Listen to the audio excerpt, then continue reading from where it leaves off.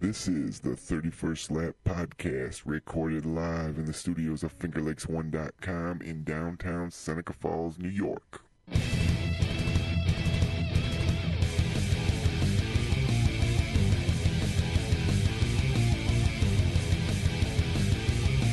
now, your hosts, Rich Post, John Bonus, Mike Mallet, and Chris Marquardt. Good evening and welcome to the 31st Lap. I'm Chris Marquardt. With me in the studio tonight, John Bomas, Mike Mallet. Rich has taken the night off. We are back home for this, the one-year anniversary show. We're coming to you from the lavish FingerLakes1.com studios in downtown Seneca Falls. Thanks so much for joining us. We're streaming live on FingerLakes1.com. Follow the links to see the show as it happens. Huge night. Welcome back to Seneca Falls. Mike, Rich, it's good to, John, it's good to have everybody here. How about twice? that? That's twice he's done that. Yeah, I know. In less than a week. It was a long week, man. Yeah, this was crazy. We had a lot going on. I got one question. Go ahead. Where the hell is our birthday cake? You weren't here. Our birthday cake. It's our birthday cake. Yeah. So where is it? Apparently it didn't. Why didn't one of you bring a cake? I would have helped you eat it. Yeah, I figured as much. Yeah. Back in the day, we started with no camera, just a couple of microphones and a computer, and here we are. I know. A year later. Wasn't it something? 10 live shows or whatever, however many we've done now. I know. Well, it went from... Felt like 800 this weekend. It went from 3 to 18 overnight. Yeah, seemingly. Super Dirt Week is always tiring, for various reasons. The nightlife, whatever. But, wow. You throw in all those live shows that we did, and that definitely takes it up a notch. I mean, we had Brewerton. We did Friday night, so that's 2. Then we did 2 on Saturday. And then we did, 3 on Sunday. So what do we got? We got... We had a total of shows. 6. Yeah, we had Thursday night, Friday night, Saturday morning, Saturday afternoon, Saturday night, Sunday morning, and then Sunday night. Sunday. Oh yeah, so we had that afternoon show. We had a little Red Flag, afternoon. so yeah, there was so we had wow. a bunch. We had a bunch. I wasn't even. That's right. That's right. You guys left the stands the second they red flagged it. Well, as soon as it started raining, I knew it was over. I'm like, we're not going to run. It's like 5 o'clock. It's raining, and there's no lights. Up, didn't you? Yeah, we fired her up. By the time I got down there, you guys weren't even there. Yeah, we ripped off a real quick show there, talking about the rain delay, what's going to happen. It was and just then, a quick 10-minute short. Then by the time we got to the media center, the race had been called, and as you know, Brett Hearn was declared the winner. So right. Yeah, I didn't leave the stands for the 6th time. It was official. I gotta ask you, if you watched Hearn earlier in that week, did you think he was going to win that race on Sunday? No. I didn't. I got to be perfectly honest. I didn't see anything until Sunday, so I can't answer that with an He didn't see opinion. the triple 20s on Friday night? Well, that was all I saw. Those yeah, okay. So after watching those. Exactly. So did you think because of those things that he was going to win that race? I mean, well, you never, my story this week in Ariano, I'm like, if you watched the week, you thought it was going to be the last 16 years of what we've seen of Brett Hearn. Yeah, I mean, you never well, I mean, know that's how his qualifying race. races went. Hands down, that's how his qualifying races went. Yeah, terrible. Something terrible broke luck. Both things. They had an electrical issue in the small block, and then he broke a rim in the big block. I mean, just stupid little things. Right, like exactly. A broken rim. Yeah. I mean, no, but something like that, like it's not something you ever think of happening. You never know in that race on Sunday because it is a long race with pit stop strategies and things that happen on pit road and things get shuffled up, the running order and such. So you never know what was going to happen or what could happen. So to say, am I surprised anyone? No. But I will say, was he my first choice? No. He was not. And was he in your top 10? That's honestly, only. Was he in your top 10? You'd have to put him in your top 10. That'd be silly. I don't know. I don't. Not after. You know what? I don't think what's happened to him the last 17 years. There, I don't think I'd put him in the top 10. I wouldn't that's have the considered him my favorite to win the race, right. But he's always a threat. Yeah, I mean, for me personally, I don't think I would have put him in my top 10. Nothing personal against Brett. He's a great driver. He's been spectacular. It's just the things that happened to him. Right. He's just never. His luck has been so horrendous. And every year it's something different. It's something right, and it's been so horrendous. Right, and it's just unbelievable. Like, and it didn't matter what car he was in. If he was in a Mazda car, if he was in a Gable car, or his own car, it didn't seem to matter. Or a Wentworth car, whatever it was. Vinny Salerno's car. Yeah, something. What was the sponsor on that one? Yeah, 4-star. Transmission. Yeah, services. there you go. Yeah. Was a 4-star escort service, Chris? I don't believe it was. just wondered. But no, it didn't seem to matter what car he was in. There was always something, and it was always something small. Guy Mazda said when I talked to him, he goes, it was like every year it was like a 15-cent part. It was just something. Well, remember the year that they rained out and Brett had the number 20 car and Ricky Elliott had gone out, and then they snowed out or something. Brett came back with the 85 on the door of his car, and it was something stupid like a plug wire came off. Oh, or like something. he was running Elliott's he was car. Elliott Couldn't race. Right. There was a conflict. Elliott was still in the race, so he came back and he was a fill-in driver, but it was still the Gable car with the same paint job with the white. They just duct taped the 85 on the car. The white patch with the black 85. Yeah. That went over real well with everybody. Yeah. Well, I mean, hey, it's allowed to do that, right? Because it's 17 days later. It was November when they ran that race, so. Who knows? I know the weather was a lot warmer that weekend. Holy crap! Yeah, when they came back. Saturday night, I think Saturday night was the coldest I've been in a long time sitting at rolling wheels. It was cold. It was cold. I wasn't sitting. I was standing. Yeah, it was cold. That was cold. But all in all, I thought other than that, dirt week. I mean, there's a lot of people hating right now about the weather on Saturday. They didn't get the qualifying in. No offense. I feel bad for those guys. But it's you like can't control Mother Nature. It's like any other big race. You look at NASCAR. NASCAR does the same thing. If you show up for a big race and the weather sucks, they take the top 35 in points, and then they take the other guys based off of time if they get time in. And you go home. There's somebody that goes home. Right, and it sucks. I mean, I feel bad for the 20 or 30 sportsmen guys that didn't make it, but... Yes, it is unfortunate for the few that don't make it. Right, it's unfortunate. How else? What else can they do? What do you suggest? What else can they do there? I mean, you can't keep the lights there. I mean, that's not cost effective. You can't spend... Maybe I will say... Maybe I misunderstood, but I thought that Desjardins set fast time, and then the non-qualifiers race didn't go on the track, right? There was no non-qualifiers race. They basically just didn't go on the track. They just seeded it based on went by time, and then they put some provisionals in, and that was that. Because where were they going to fit it in? I mean, that was the thing. I will say everything. I'm not mad at Dirt. They did the best they could with the circumstances that they were dealt with the weather. The only thing that I will suggest to Dirt Car going forward. You had the portable lights there. I know you only planned on having them for Friday night, and those lights had to leave Friday night, and they hauled off to another event somewhere in Connecticut, from what I understand. But having said that, next time they should plan on making sure you keep those lights in their possession for the remainder of the weekend. How can you if this happens again, they can utilize having the lights. But here's the thing: why would you run against? How can you do it? You can't run against yourself. Again, Saturday, I know they would have had to what's more important run against on Saturday themselves, and I know they would not do that. No, you can't. That's the premier show of the night is the World of Outlaws. And I understand that. I'm not specifically saying for Saturday, but going forward, let's just say hypothetically Sunday. And I know the weather forecast and the rain didn't stop all night. But let's just hypothetically say the rain's going to stop at, say, 7 p.m. You can run the track in and finish the race. No, why are you going to run the track in? The same track packers are used at Rolling Wheels as they were at the fairground. He's saying I'm talking about Sunday. Even if you have the lights, you can utilize them. Once they should have kept the lights there. Once it's done, it's done. Okay, you got to keep the lights If they get past 100, it's done. I have no problem with that because it's Sunday night. You know what? Everybody wants to go home. We're done. Not everybody. Most people. Most people want to see the race in its entirety. Well, you got your race in, including certain racers want to go. It doesn't matter though. Which angle are you trying to argue? Are you trying to argue that Dirt should have done more to complete the race? I said in these circumstances. He's saying they should. I'm just saying going forward, like say next year, plan on keeping the lights the entire weekend. Here's the problem with it. This isn't Rolling Wheels. This isn't Utica. This isn't Fonda. This isn't a place where it takes 2 hours to drive the thing out. Okay. This is like a 4-hour process. So now, we'll go with your argument. Oh, it rained. So now we're going to start at 5:30 in the afternoon if it rains. We're going to sit around until almost 10 o'clock at night while they drive the track, and then we're going to race another 75 laps at almost midnight. No, you're not going to do that. It's dumb. You get to see that. Why is that dumb? Then go home. It's not what it's supposed to be. Then go home. You're not going to do it. A lot of people spend a lot of time there. They're there since, say, Fulton weekend. That's and their they've been choice. camping That's for a long vacation. time. It is and what it if is. they want to, they deserve to see the full race go in its entirety. They get more than halfway. So if you have the lights there, you practice. can do that. In this case, it wouldn't have worked because the rain wasn't going to stop. I'm just saying hypothetically. Let's just say the rain stops at 6 or 7 o'clock at night. We'll turn it back. You can finish the race. Turn it back a day to Saturday, when you are in a situation where the weather cleared off. You know your schedule is already behind, and you've got the race at Rolling Wheels.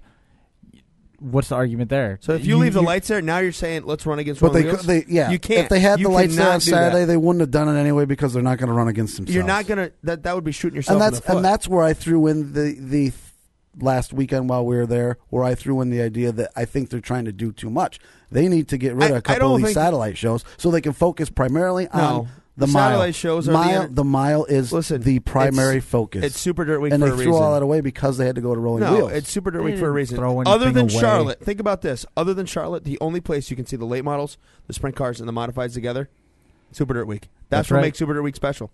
That's why. No kidding, but do them on a different night. Johnny Gibson even made that point. We talked to him Saturday at Rolling Wheels. Right. I mean, that's why you go to Super Dirt Week. You're not going to get rid of the late models, and you're not going to get rid of the sprint cars. I didn't say get rid of them. No, but you're saying it's too much. Well, you said get rid of some of the satellite shows. What satellite show are you getting rid of? They can move them. You're not going to move it. Why would you move the World of Outlaws off Saturday night? You can't. Why can't you? Because you can do whatever you want if you're dirt car. Because most of the people are there. They come in. They can come in on Friday. I don't come to Dirt Week. I live 20 minutes away, and I don't come down until Friday.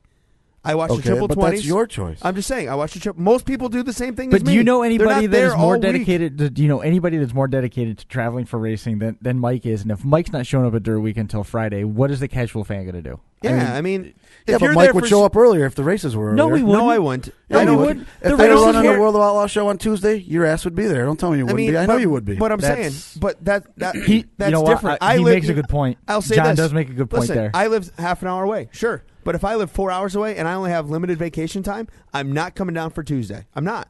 Okay. You know, and most everybody can. Most fans are not there. Wait a minute. There's a lot of people there all week. If we're talking about adding a race to Tuesday during Super Dirt Week, that still gives everybody a night off at some point, but that still makes Super Dirt Week longer than what it was. I mean, you're not. It's just not. It goes back to what it was. You're not getting rid of the Outlaws. You're not. And I never said get rid of them. No, but you're moving them off the prime night. Why would I take one of my biggest shows of the week, whether you agree or not? That sprint car race is probably the second biggest, most important race of that week. That's the second biggest draw other than 200. Other than the 200. Down. Because even Saturday in the grandstands for the 150. I bet you Saturday's 150 was a bigger draw than the late models. Because it's later in the week. There's more. Yeah, it's the weekend. I mean, the late models, I know it's a great show and the place is packed, from what I heard. We went to Brewerton. Brewerton was packed. So hopefully both places made money, which is good. But again, you got to get those bigger shows. You can't run them earlier in the week. You have to run them later in the week. You can if you plan that, and people will go if you plan it ahead of time. You can't. You have to run it later in the week when people will come. You can't just Why won't they come on a Monday or a Tuesday or a Wednesday? Because they're not gonna. Why won't they? Again, they're all there on Wednesday when you move in. Run it on Wednesday night. Because there's nothing going on. If you look progressively as the week goes on, the purse gets more expensive. And why is that? Because more people show up. That's how it works. Everybody doesn't have this luxury of having the entire week off. Take it off. Not everybody can do that. But that's their choice. No, it's not. Sometimes it's not a choice. There's people that have jobs. Sure it is. No, it is they not. use the vacation for certain things. If they choose they want to go Wednesday through case Sunday, or if they want to go Thursday through Sunday, that's their choice. But I'm saying, my dad is a prime example. He would have loved to go on the late models, loved to have done that stuff. He couldn't do that. He doesn't have the vacation time to take the whole week off. Especially if you're doing a summer of racing. If you're a true race chaser, you save that vacation and you use it for the races you want to go to. And Super Dirt Week, the later in the week the bigger show is, the more money they're going to make, the better off they are. Thursday night's the best night to do it because here's why. For the late models, you come in Thursday, people only have to take one day off. They take Friday off, and then they get all their stuff in. They still get everything. The week. Right. Yep, that's why that race is Thursday night. Wednesday night, that 358 purse isn't a lot of money that they will freak out. There's enough people to cover a 358 modified purse, but if you do any of those bigger shows early in the week, it's going to be tough to crack those nuts. It's a lot of money you're putting out. If people want to go bad enough, they'll plan it. Yeah, but I'm saying you're not going to get enough people that want to go bad enough that can take enough time off to do it. Yeah, I don't see where you're going to get people to take additional time off during the week earlier. Yeah, because nobody's going to take Tuesday off and then work Wednesday and Thursday, and then right, it's too you're going to lose out. You're going to lose out on too much Super. I don't know what the fans think, but I mean that's just me. That's why you put the bigger, higher end and paying stuff later in the week because that's when the people start to come in. But even the point Sunday, is the mile stuff suffers because they're so worried about everything else going on. I don't think the mile stuff suffered at all. Some of this stuff needs to back off so they can focus on what goes on in the mile. Because the second they get behind on their schedule at the mile, due to weather like we saw this week, it hurts everything else down the road. But what doesn't, in racing, what doesn't get, in any other form of racing, when something, you're only going to get one show, and I bet at Fonda when they only got the sprint cars in because of rain. You know that, and I know that. Yeah, but now we're only comparing a one-day show. No, but it's the same idea. We're just trying to do too much stuff. We have one day. We have one day to run all this stuff. In 5 days, they're trying to do too many races. I don't think they are. I think if you get, I still disagree. I think their schedule is fine. It's fine. It's just this year it rained every day. How often has it rained every day? I mean, it's rained a lot. Think about it. I mean, yeah, but it rains over the years. It's rained a lot. There. Right, but they still found a way to get it in. This year, it just happened. The rain fell at the wrong time. I thought Dirt did a great job trying to squeeze what they did into what they did. Well, that's what I said. I said that the shows they did do a good job. No offense to support classes. I like the sportsman race and the pro stock race. They're both great races. They're both usually great races on the mile. But people, when the 150 is done, I don't care what race you're running after that. The sprint cars are going on rolling wheels, and that's what people care about. And the people were there. They could have done time trials, or they could have done pro stocks or last chances or whatever, but you're going to do it in front of an empty grandstand. Right. So everybody's out People of there. are there for the 358 race, and then they're there for the sprint cars. And then on Sunday, we'll all agree that the sportsman and the pro stock races are usually very good. But people are still there. Very good, but not well respected. For the SCF 200, right. And I feel, and it's no disrespect to those drivers that run those races. None at all. But it's not exactly while they're there. But, so that's what I got, Their schedule is good when you get perfect weather, but there's always a great chance that you're not going to have perfect weather. And the second they get perfect weather, it messes everything up. You mean right? And then they have to cut short certain things. Right. Well, it's going to happen inevitably. But I think they built. Here's the thing: they've changed. Well, hang on. Let me. We almost got a call here. I want to make sure we stay on top of that. Yeah, I don't want to get. We should probably. Do you want to shelf this and come back to it? Yeah, we'll come back to this for sure because I got some thoughts to add to that. They've got these built-in practice sessions. We'll stop there. We'll come back to that. Yeah, let's come back. Let's get Brett on the phone. Brett's on the phone. He was scheduled for 7:30, so we'll get Brett on the phone. Yeah. This is definitely. We're good. We're good. Not done. We're not done with this topic yet. Don't think we're done. Don't worry, John. You'll have plenty of time to yell at us and give us a couple listens. Yeah. So. Actually, hasn't said listen yet tonight. No, it's good. It's coming. Yeah, I know. So, you want to go through the winners here, or what do you want to throw a couple out there? I mean, let's start with Sunday and kind of work our way backwards, I guess. All right. So we start with Sunday. Ultimately the win went to Brett Hearn, who we're going to try to get on the phone here momentarily. Second place finisher was Matt Shepard, and third place went to Jimmy Phelps. If you look at the other divisions that did get their wins in, they got all the races in. They got the main events in. It was the last chance qualifiers that we're arguing about here. The pro stock race was a great race, but it ultimately went to Pete Stefanski, Utica Rome Speedway regular. Then the sportsman event for another year in a row, Rocky Warner just keeps doing it. What? They're on the phone downstairs. Uh-oh. I can try to use mine, but I don't know how well it connects. My phone doesn't work. I know that in here. So using it downstairs must be because there's somebody on it. Okay. Let me try mine. Yeah, try it. It's worth a shot, dude. If you got Sprint, it might not work well in here. I'm just saying. Give it a try, and we'll go from there.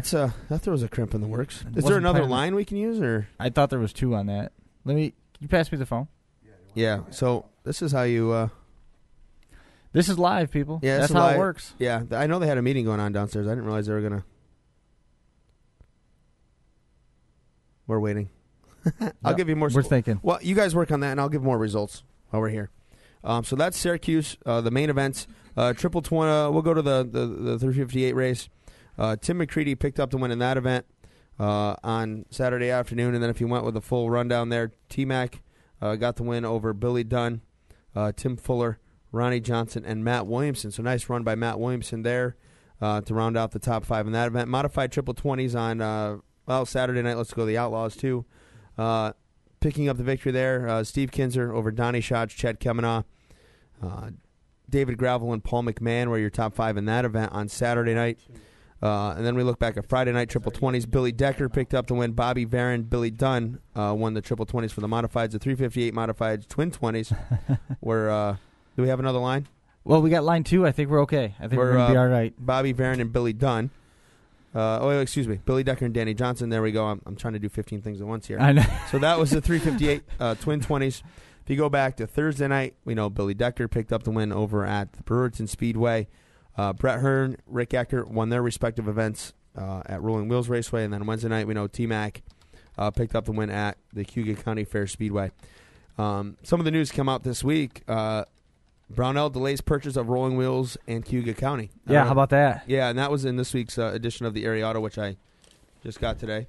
Yep. So, great job there by Steve Barrick on the story on this one. He's got some health issues, according to him, and right now it is not the best time for him to purchase those racetracks. He still wants to go forward with it in the future. That's interesting. We've talked a little bit on here. Will it happen or won't it happen? And now I mean, well, this is kind of the first time that we've had anybody officially say anything. Well, about Lenny Salmons, the editor of Airy Auto, has said something. He's interviewed Brownell and said, we're in the process.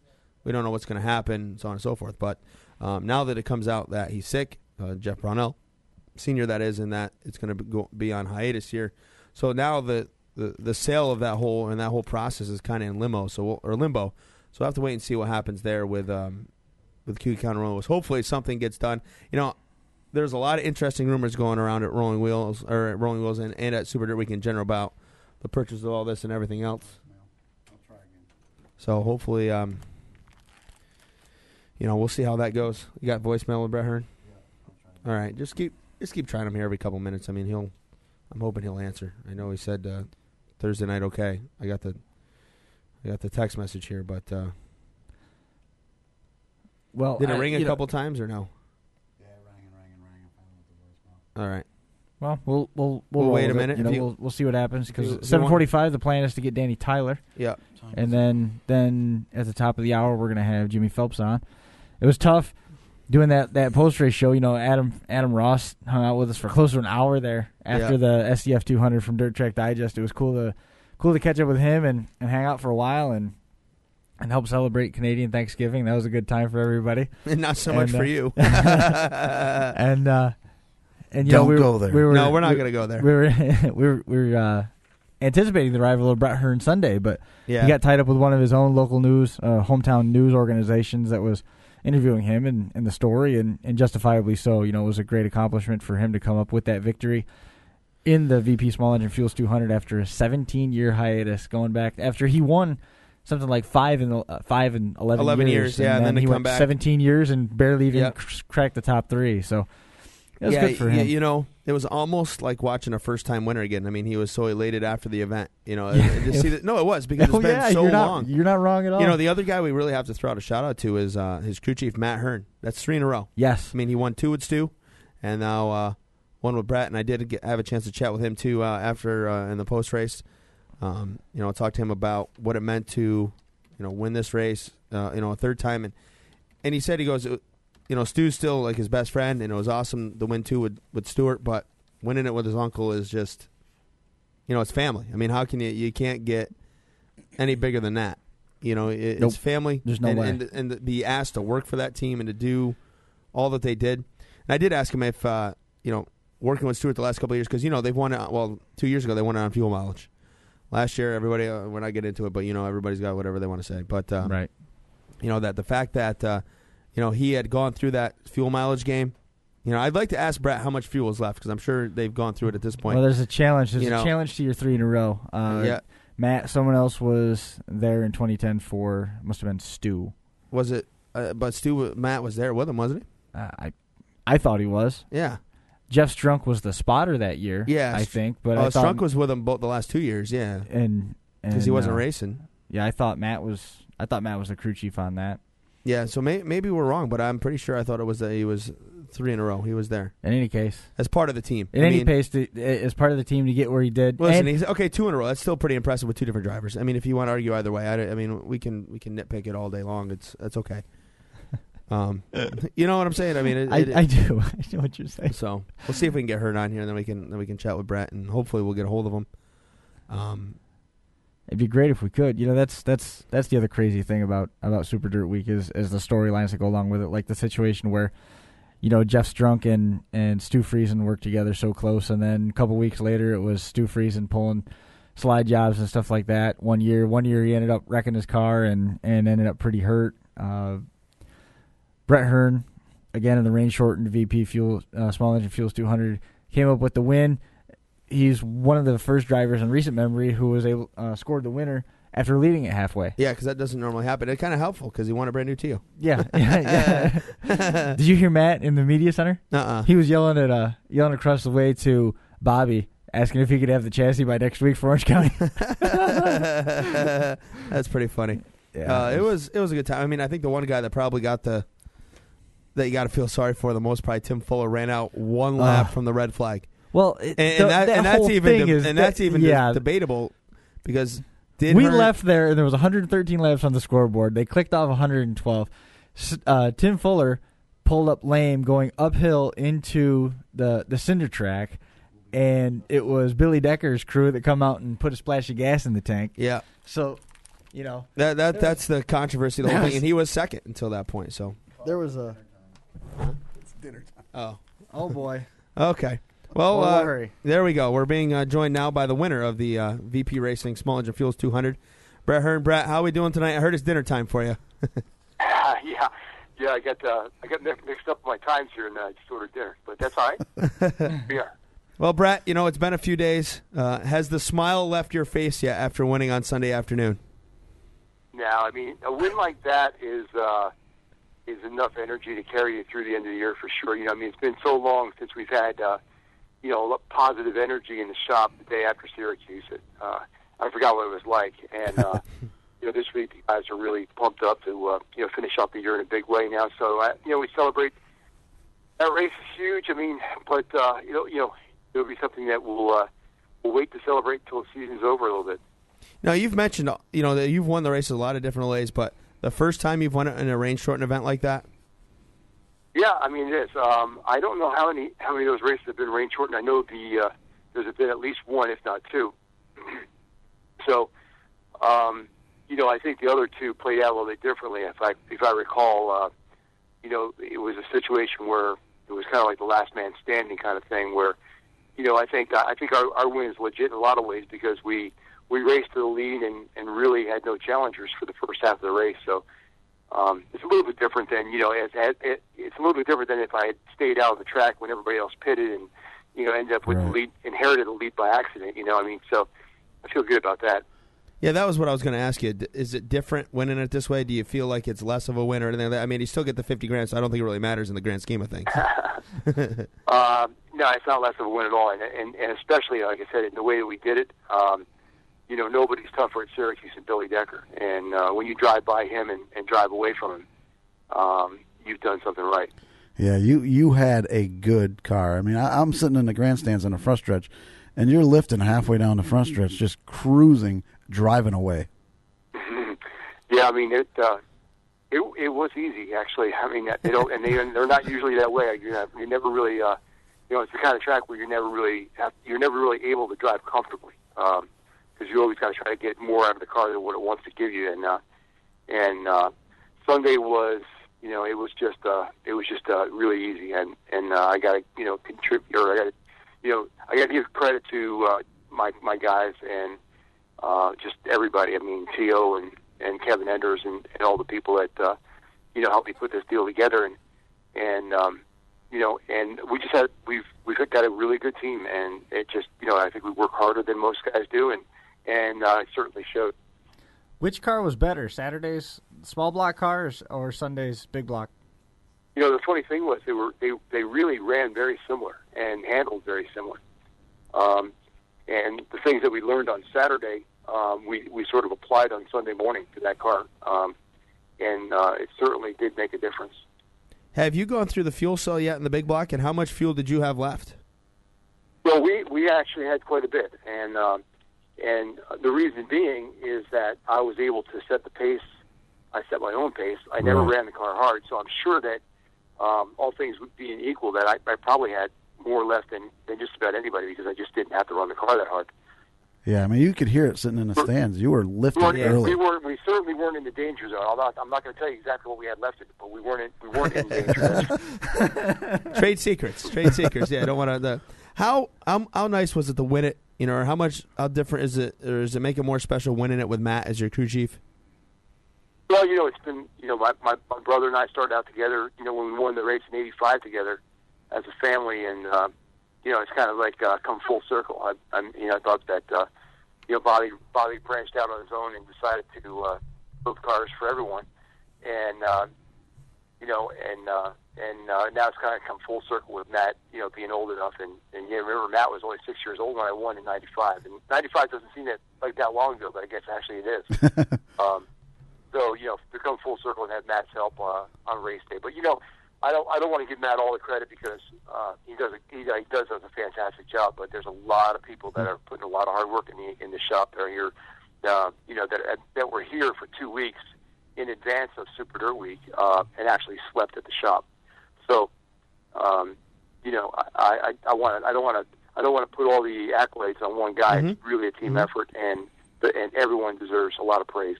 You mentioned the team effort. What did it mean to get Madsen Motorsports that win? Well, that's the only race guy ever really talked about wanting to win. I mean, he never talked about wanting to win, the Outlaw 200 or wanting to win Mr. Dirt Race at Lebanon Valley or Eastern States. I mean, Syracuse was the one he always wanted, and he always said, when I win Syracuse, I'll probably retire after that. So, I mean, the first thing I said to him, I said, you can't quit on me now. and he said, "No, I won't quit on you." Now I got to ask you: did he let go of the trophy afterwards? Because I know I went over to talk to him Sunday after I talked to you, and he was still holding on to that trophy. Did he hold on to that all night long? Yeah, I think so. Like that was really cool that we got to have an owner's trophy and a driver's trophy. So we both got to go our separate ways with a trophy. Sweet. So we look ahead now, Brett. You got a couple of weekends left here. What's the schedule look like for you, and how confident now is your whole team? Well, we've had a unbelievable run from about midsummer up until this week. I mean, we've been a top 3 car at almost every single race that we've run, and the only bad finishes we have are the ones that we didn't finish. And I looked at the record from the last 25 races before we left on Monday night for Syracuse, and I told the guys, I said, we've got the last 25 races, we got 19 top 3s. Wow. And we have 3 DNFs. And we've got 3 other finishes, and the other 3 finishes that weren't in the top 3 were a 4th, a 5th, and a 7th. Wow. Nice. And, I'm not jinxing us, but I'm telling you, it's not going to jinx us. This is really positive, and it's good. This is good stuff, and I don't think anybody else can say that. So I felt like we've been good. We've really been good all year, and now, like I said, coming back after Syracuse, usually everyone is just completely, just killed as far as physically and mentally killed from the prep that goes into going to Super Dirt Week.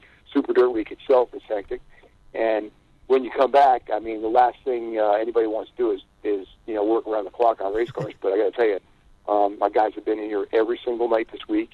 We're still at the shop now. Actually, most of the stuff for this weekend's pretty much done, and we're actually getting a head start on Eastern States weekend now. So, next week's going to be a short week, so we're trying to get done as much as we can towards next week, and the energy level is extremely high. Are you excited to get, you got Brockville this weekend, then are you excited to get back to Orange County? You haven't run there weekly in a while. How excited to go back to a place where you've just dominated no matter where you start, whatever? It seems like that Eastern States 200 is a race that you guys are always right there. Well, I usually, I've got a knack for that track. I've always had a knack. I guess it's probably because I learned how to race there. But it's nice to have one event, at least one event that we're not far from the shop. It's kind of nice, only half hour away, and it still is, in a lot of ways, it's still home for us.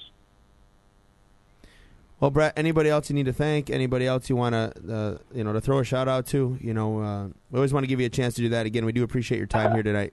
Well, I want to say that it's a large group of people that come together to put this team on the track, and obviously, I'll say the obvious things, which are, I thank Deyo and Kevin Enders for the chassis and engines.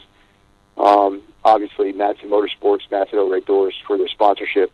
Don Kruger, Bill Rumsey have been longtime supporters as well as 417 Bus Lines.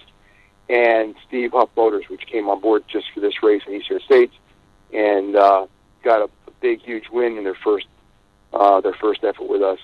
So all those people combined, I hope I'm not leaving anybody out right now, but it takes a lot of people to get this thing going the way we do, and I just want to thank all them and thank all the guys on my team for having the same passion that I have to be the best we can be.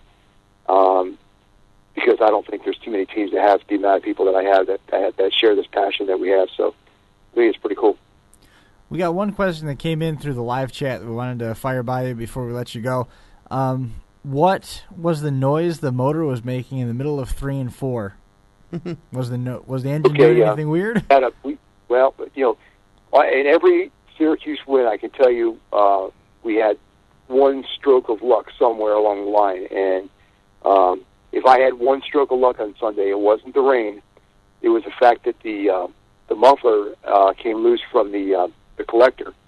The tailpipe fell alongside the left rear tire and just lodged itself in a very small area where it didn't cut the tire down. And what you were hearing was that the air leak in the exhaust system. Right. Wow, that's cool.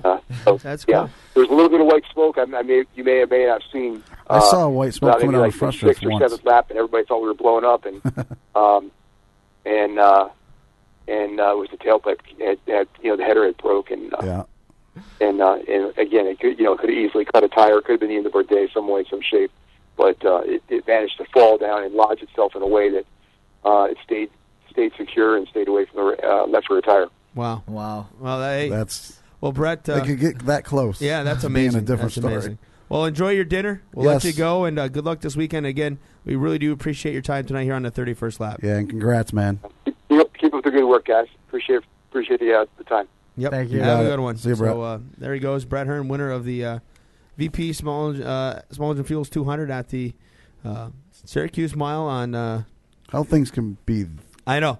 That close Sunday being a afternoon. different story. I know. It's amazing, isn't it? It is. I know. Game of inches or what? Yeah, I mean, it's and incredible. I do remember there was one particular lap. Yeah. He came down the front stretch and went into turn one. There was a big puff of white smoke. And I looked at Krista. I'm like, this ain't good. Yeah, I know. But then it just never did it again. Know what? And I remember saying, I don't remember if I said it to Chris or if I said it to Dean. I said, that car sounds different all of a sudden. It didn't, it sounded like it was getting louder. And I'm like, right. What is that? And I didn't think of it because he just kept going. So it wasn't. Just dismissed it, yeah. Yeah, I just was okay. It must be that's how the car sounded the whole race. That happened to somebody else, a broken header. That happened to. I almost want to say that would happen to Decker in the small block race. It was Decker. Was it Decker with the broken header? Okay, yeah, I didn't remember. Saturday's race. You want to call the next one? Yep. Better get Danny Tyler online. Danny Tyler's on deck. Danny Tyler's on deck.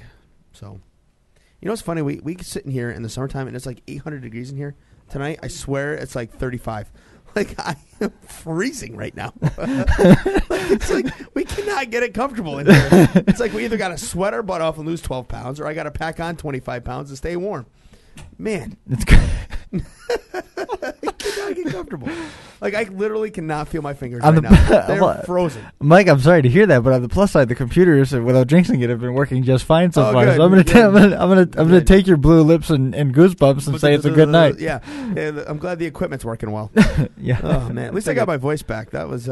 Boy, what an adventure Saturday was, huh? With the World of Outlaws Sprint Cars and the winning year in Chad Holman came over, and we got to talk with David Gravel, Paul McMahon, Chad Kemenaugh, Johnny Gibson, and it was only about 30 degrees out. Oh, it was freezing. It was freezing, and it was fun, though. I mean, what a great weekend. I hope the folks enjoyed our live coverage. We're working on doing it again. We're trying to get some things in the works here for a couple weeks. And trade shows, we got some interest in doing some trade shows too, and we can talk about this stuff. Yeah, I think this is worthwhile. We've already talked with Dirt Track Digest, and something to what extent we don't know yet. Some partnership or some syndicating maybe or something along those lines. Yeah, that's a given. But I wasn't actually going that direction. I went that way. Yeah, I know. That was something else I was going to get to at the end of it. But yeah, whatever. Sure, I already got it. Cat's out of the bag. Wow, this cold is affecting you. I know, I'm freezing. No, I lost my train of thought. We work with we're going to work with Dirt Track Digest. Something should come together for Parts Peddler. We're looking at least one more live race before the end of the year. We don't want to tip that hat yet. No, we'll get to it when we get to it. But it's not Charlotte. Yes, not Charlotte. It is not Charlotte. And then next year, there's a lot of talk about Motorsports Expo in Fort Washington. Yeah, we've had early conversations, prelim conversations on that. So it looks like we're going to be on the road likely for something at that point, whether it's Saturday night, Sunday morning, or whatever. Right. I do want to, while we're talking here, I do want to send a shout out and thank the folks at Gator Racing News for offering up their tent for us this weekend. They were thrilled too. That was awesome, and we do appreciate that. I do want to make sure we say thanks for them because it's pretty awesome. So no on the phone. Tried twice, voicemail both times. Yeah, because we're 10 minutes late. I don't know. No, but in addition to Gator Racing News participation there after Super Dirt Week and everything that we did with that show. They must have had a good time because they offered us a spot on the main stage at the Motorsports Expo in Syracuse that comes up every March. So that that should be interesting, to say the least, that we get to go up on the stage in front of God and everyone and do what we do here in the comfy confines of the cooler. Yeah, the ice box. I can hang steaks from the ceiling in here. I'm so cold tonight. It's like never, one week we can cook an egg on the floor, and the next week we can hang steaks in here. I guess I'd rather have it like this, though, than the summertime when it's freaking hot in here. Well, yeah. Hold on, what are you guys talking about? We're the talking Syracuse show? Yeah, we're talking everything, man. We're working it around. We're talking. We might be doing some. The show got invited? Yeah, Yes. we've Is that what you been. said? Yeah, Yes. yeah. We got a chance to do some live shows at some of the Parts Peddler and things like that. We're working on. Who knows what's going to happen? But that's. Yeah, we've also talked about maybe trying to do a 31st lap after hours or 31st lap dinner party or something like that, and do one of these live shows from one of the banquets. Yeah, this guy. Saturday night or Sunday night, you were all ready to do a live show right from a campfire. Yeah, he was. Several times he wanted to. I'll go get the stuff right now. It would have been ugly. It would have been funny. It would have been fun. It wouldn't have been funny. It would have never made it out. We would have laughed. He wouldn't have. No, yeah, it was fun. It would have We been had a good fine. time. Yeah, it was fun, and we It got was our Canadian. stuff done. It was Canadian We're Thanksgiving. happy and, Thanksgiving. It was and fun. and when I got home, I realized I still had plenty to be thankful for. Yeah. No comment. Yeah, no comment on that one. That's funny. Yeah. So we were trying to get Danny Tyler there. So what if we do this? If I'll text him again, and we'll say maybe we'll push him back, and we'll get Jimmy Phelps on the phone right now. Well, I mean, we're up to almost 8 Jimmy's o'clock. spot anyway. Right. So You want me to call Jimmy or you want me to try him? Try Tyler one more time, and then if he doesn't answer, call Jimmy Phelps.